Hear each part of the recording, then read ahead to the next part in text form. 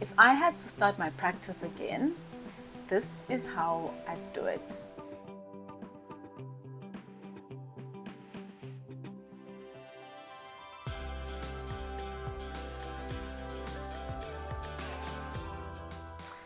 Sawubona, my name is Sibuyana Mthandazo and mina ngiyingane kagogo. Welcome to my YouTube channel. Welcome to the Optom series part 2. So a couple of weeks ago, I decided that I'm going to do an optometry series where I'm going to be sharing things I wish I knew before I studied optometry as a student, as well as before I started my business. So the list is quite long, so this session is going to be a little bit more impactful. So if you are an optometrist who is an aspiring practice owner, or you're an optometrist who is already a practice owner and maybe you're still starting out, or you're still feeling like I think I'm a bit stuck here and there, this video might just help you get unstuck. Before I get into the business aspect of it, let's talk about optometry as a career. So if you're an optometrist and you're like, I just want to be an optometrist and I'm happy being an optometrist, what are my options? So as an optometrist, you can work in different sectors not industries but different sectors. You can work at the public hospital, you can work at the private sector where you can work for an independent optometrist, or you can work for a franchise chain.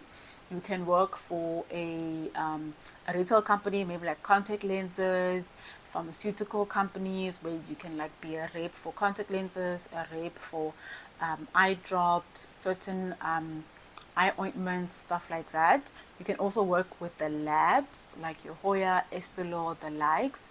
You can work as a locum where you can just like freelance and become a freelance optometrist. You have the option of working at the university as well, where you could become a lecturer or a clinical supervisor like how I was last year. However, with all of these roles, the most important thing is to note is that as an optometrist, you are a professional. So you need to keep updating yourself in terms of what is trending in the market, what eye care, like what are new eye care trends, what are new eye care things that are helping us to be able to see our patients better and better. You may be sitting at home and wondering who I am. Or you may already know who I am, but you just want to understand more in terms of my thinking towards building optometry. So I grew up in rural KZN. I studied optometry and I graduated in 2019.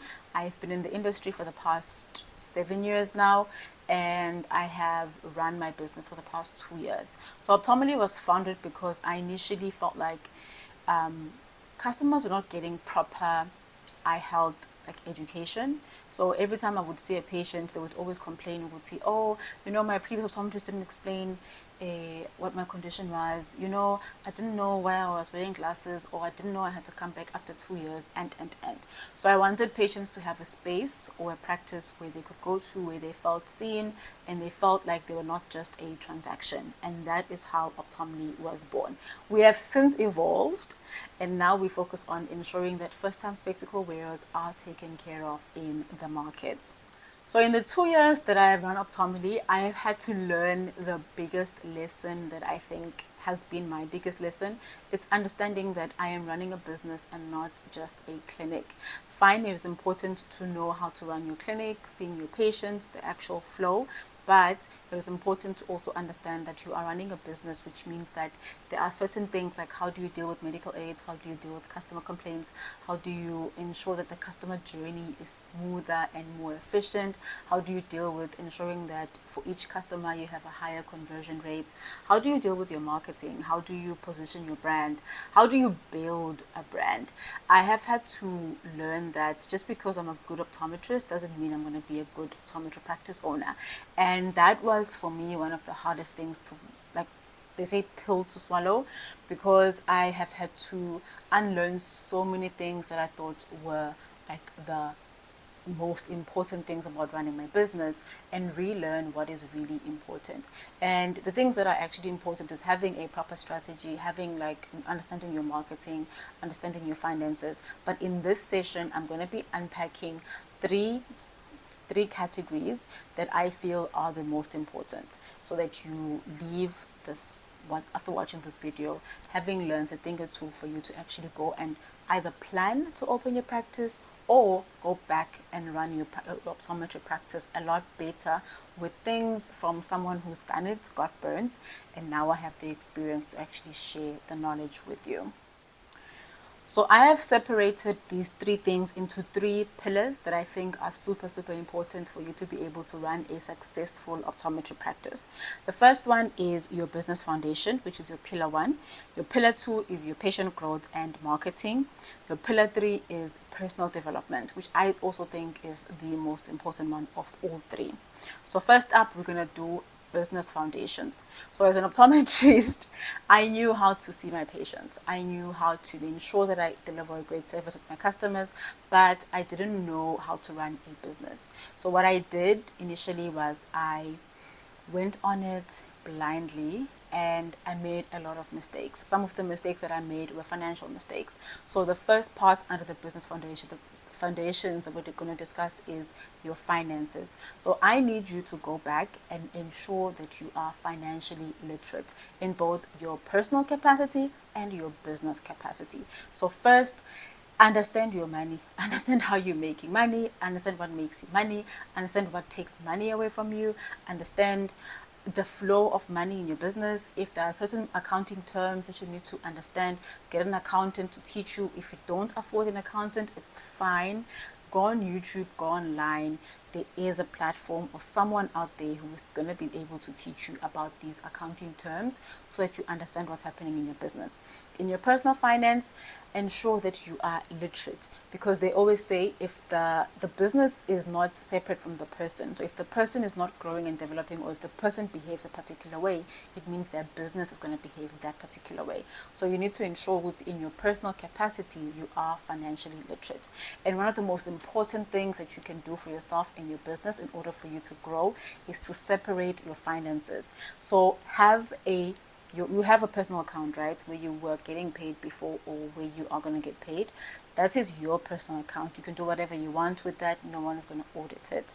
Then for the business, have a separate business account, right? From that business account, you are then going to pay yourself a salary. It could either be once every 2 months, once every 2 weeks, once a week, or once a month. That is totally up to you, but you need to have a proper contract with your business where you know when are you getting paid, how much you're getting paid, and don't take money that is above your salary unless you are assigning yourself a dividend when your business is profitable.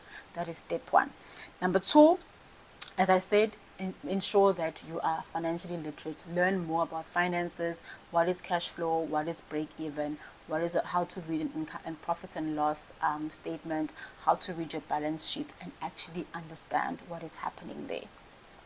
The second thing under the business foundations is pick your practice management system and commit with that particular system from day one. So in optometry, there's quite a few. There's HealthBridge, there's Optimax, there's Eminence, there's Medis. There's quite a few practice management solutions or like systems that are available to you at the market.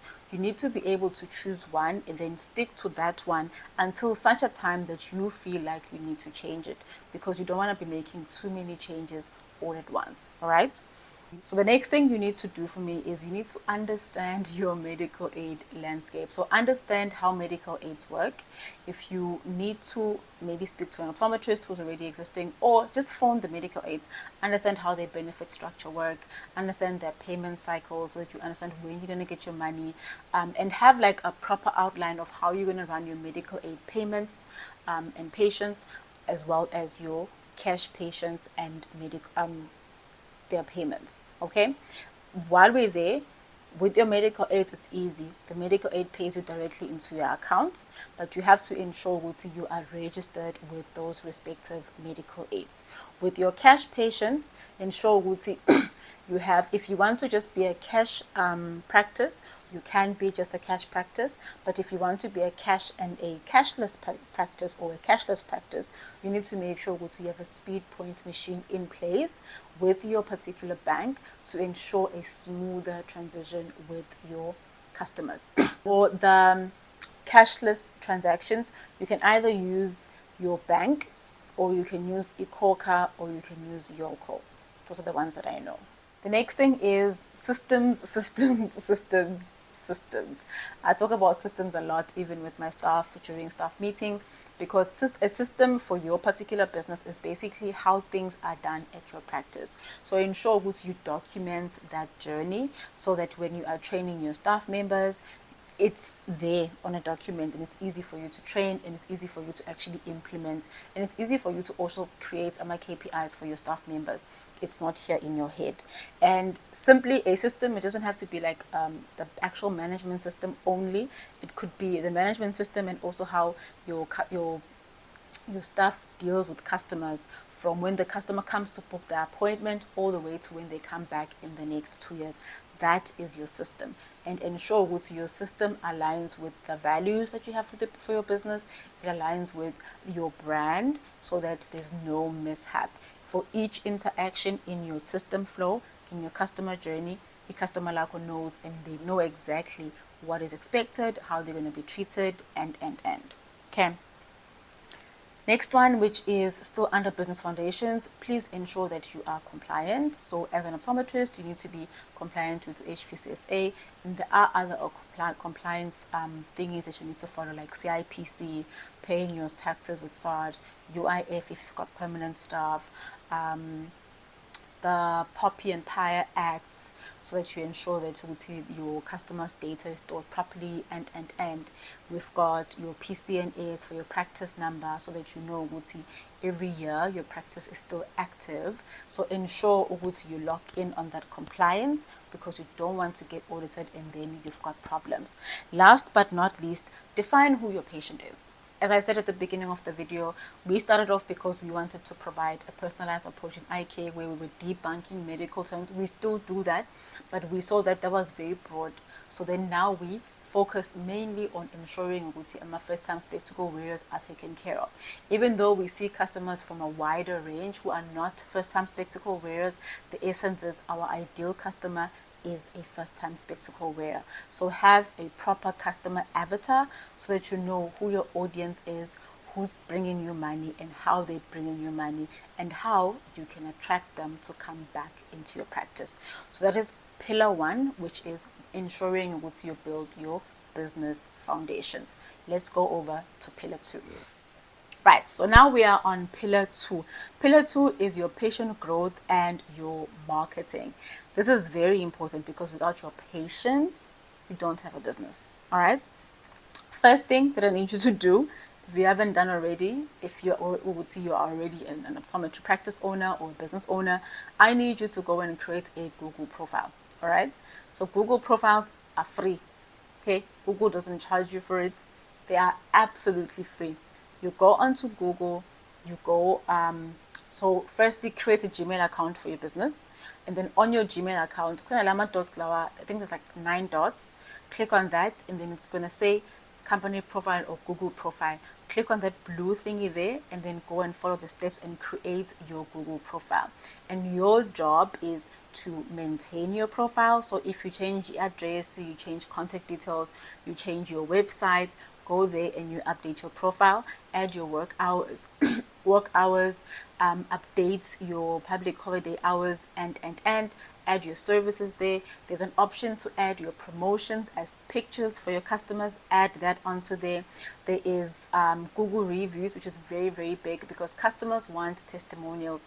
They want to see you would see, if I go to this person, has someone gone there? Do they get a good service? So the customers that you serve, ask them to actively review you. So every time you see a customer, send them a little WhatsApp or a little SMS and say, hi, you came for your glasses, can you please go and drop us a review on Google?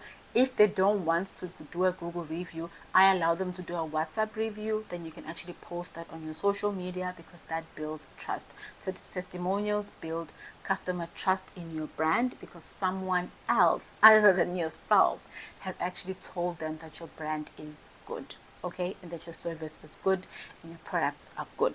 Second one is a referral system. So you don't have to have like a proper referral system, but just in passing, as your customer is leaving, tell them, If someone needs an eye care provider, an optometrist, they need glasses, contact lenses, driver's screening, please do tell them to come to us. Please refer them to us. And in most cases, if you treated your customers well, when you ask them to refer, they will definitely refer. And as a starting business, referrals is what's going to help you to actually grow more. I know it helped us grow a lot because I didn't know nothing about marketing. There was just a lot of things that I wasn't doing in terms of actively acquiring new customers, and the referral really, really, really helped. Number 3 is pick one. When I started, I tried to be active on all my social media platforms. That was an epic fail. It is very, very important to understand, Uguti, you don't have to be everywhere. You can be active on all of them like myself. So we have a Facebook page, we have an Instagram page, we have LinkedIn, we have TikTok. But the one page that converts the most for us is TikTok. So that's the one page we focus on. For TikTok, we actively look for trends, we actively post, we do everything on our TikTok. And then whatever we do on our TikTok, we just copy and paste to the other ones, so that if there's a customer of ours who is on Instagram browsing and looking for an optometrist, they do stumble upon us. But we are solely focused on TikTok. And if you go to our social media pages, you're going to see that because TikTok has the most amount of followers, the most amount of engaged customers compared to all of our social media platforms combined. The last thing that you want to do is try to build a community around your business. That's one of the things that brands are doing now. So if you can, I don't know, have like some sort of like a ritual event or whatever it may be for your business, try to make your business to not just feel like another optometry practice, but to feel like a community that your customers actually prefer to go to. So some people do wellnesses, some people do community outreaches, or like school outreaches, or they go and like sponsor something in a school. Just be active in your community so that you actually have a community around your business. So that is pillar 2 done. Let's move over to pillar number 3, which is the most important. It's personal development, because if the inner work is not done, business will suffer. Our last pillar number 3, which is personal development. It's my personal favorite because I am still tackling it. It feels like one of the hardest ones, but the only reason that it feels hard is because we don't think it's important. So what is personal development? Personal development simply means that you are actively doing things that are growing you as a person. So things that are helping you to shift your mindset, things that are cultivating the things that you like, your passions. You are actively doing things that will debunk your limiting beliefs in order for you to actually reach your highest potential and live a purposeful life. So that is essentially what personal development is. So I know for a fact that me personally, it took me a while to understand that the deepest work that I could ever do in order for me to be able to grow my business is to work on myself. And working on myself is hard. Like, it feels like it's harder than working on the actual business. Because working on myself means I must face my fears. It means I must dig deeper and get to understand who uNomthandazo is, outside of being an optometrist, outside of being a partner, outside of being a daughter. Who am I? What do I want? What do I like? What do I aspire to be? With my business, how does my business align with my purpose? How does it align with who I am as a person? It's a lot, all right? Personal development, but it's one of the things, like the best decisions you could ever do for yourself as a business owner is to actually pursue personal development. So you can do this through various things. The first one is through reading. I started reading. I have always been an avid reader, but when I started Optometry, I told myself, after 6 months of failure and realizing that I don't know what I'm doing and I need help, I told myself, I'm going to start listening to business podcasts. I'm going to start listening to personal development podcasts. I am going to start reading books. So I started reading lots and lots of books about businesses, about marketing, about customers, about sales. I just read any book that had to do with me improving in my business. And I can tell you now that some of the decisions I make in my business today are informed by the lessons that I have learned from the books I've read, podcasts I've listened to, and. All right. So invest in your knowledge bank. learn new skills. In business, you are constantly learning. Right now, I am sitting in front of a phone and I am shooting a YouTube video. That is learning. I had to learn how to shoot content. I had to learn the importance of having a mic. I had to learn which mics are the best. I had to learn how to sort out lighting. I had to learn how to position the lighting properly so that when I'm taking pictures for my content, for my business, for my YouTube channel, it's able to come out a little bit better. I'm doing it myself. So in business, you need to learn, keep learning new skills, keep learning new skills, keep learning new skills, right? The next one is build routines. I believe in routines strongly. Some people don't. I just feel like if you want to be a business owner, you need to have some form of routine, or else you're just going to spiral out of control. That's just my belief. You don't attack me. But have a proper morning routine where you know how to set your tone for the day before the day sets a tone for yourself. And then have an unwinding evening routine where you calm down in the afternoon and you take care of yourself and other things around you as well, right? Next is to manage your energy and not just time. So understand which times are your peak hours and which times are your dull hours. So your peak hours, it's when you want to do all the strategic planning for your business to grow finances, and then your dull hours is where you can do the repetitive, like administrative work that you can do even in your sleep. All right. The last two things is firstly, build your circle with intention. Like find people, connect and network with people around you who cultivate your growth in business as well as a person individually. And you should don't be friends with other people, but just choose your friends wisely. I've had to let go of, unfortunately, some friendships, and I've had to like distance myself from certain family members because I have to intentionally surround myself with people who want to see my business grow, who want to see me grow as a person, because that's essentially what's going to help me to grow. I've had to not go for certain events and so I surround myself with abantu who are important for your growth and who are for your growth. The next one is failure, guys. I know we don't like failure, but get comfortable with failing, because the sooner you fail, the sooner you can figure out what's not working and actually pivot and adjust, and then until you get to a point where this thing is actually working. So get comfortable with being uncomfortable and get comfortable with failing and fail forward, right? The last one is I just recently started implementing this.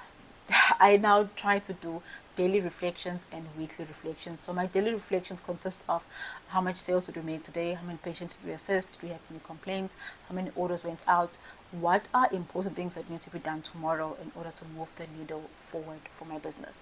And then my weekly check-ins are, did we meet our target for the week? Did we have any issues or anything that caused us to be slower this week, and what can we do next week in order for us to meet our target at the end of the month? So instead of just waiting for the end of the month to check my targets and check everything, I now actually check on a daily basis and a weekly basis. So the daily one is also always a little bit tricky, it depends on the day. But the weekly one, I'm able to do it every week and I'm able to see the results. Oh, okay, I'm able to check if my marketing is not working and sort it out now before the month ends. I'm able to check if our sales are slow and sort it out now before the month ends.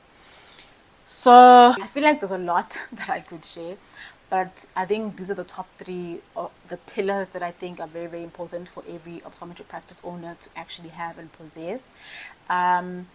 I feel like structure is the one thing that's going to get you like very, very far. I started building structures later in 2024 and I still use some of them till this date. As the business is growing, your structures may change. Be welcome and embrace the change and move on with it. And stressing yourself you will not keeping up and your business is going to grow eventually, and when it does, you need to adapt and grow with your business. This brings me to the end of the video. I hope that it was helpful. The above are things that I would do differently if I were to start an optometry practice again this year from scratch. I hope that you found it very helpful. If you know someone who might need this, please share this video with them. I'm just curious to know though, what's the one thing that you wish you knew before you started even optometry, if you are still a student, or your practice, if you already have an optometry practice? Please share on the comment section down below. Don't forget to share this video, like this video, and of course, don't forget to subscribe to my YouTube channel for more content around building an optometry practice, running a business, personal development, and just like, yeah, basic life lessons that I feel should be shared with you guys because they have changed my life. Love you lots. I will see y'all in the test room.